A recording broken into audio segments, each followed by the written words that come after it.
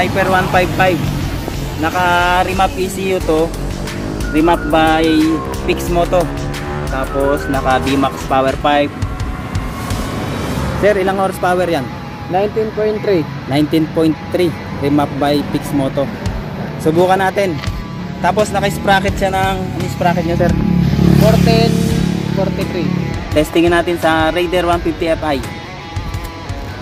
Ilang horsepower yung stock Raider 150 Siyempre, Fi? stock yan is 18 horsepower. Ito stock talaga to, stock.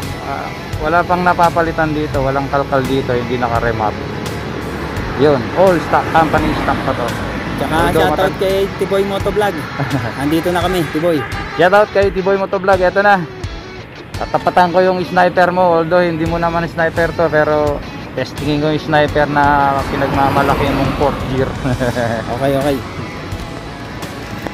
Raider 150 Fi stock versus Sniper 155 remap ECU by Pixmoto.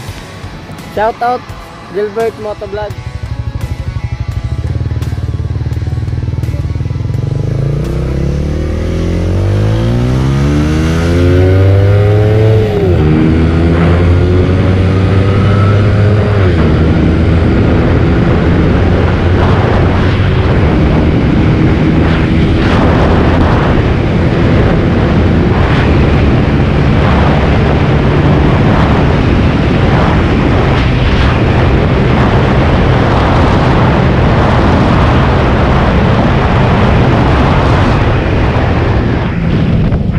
Ito na, stock Raider 150 Fi versus Sniper 155.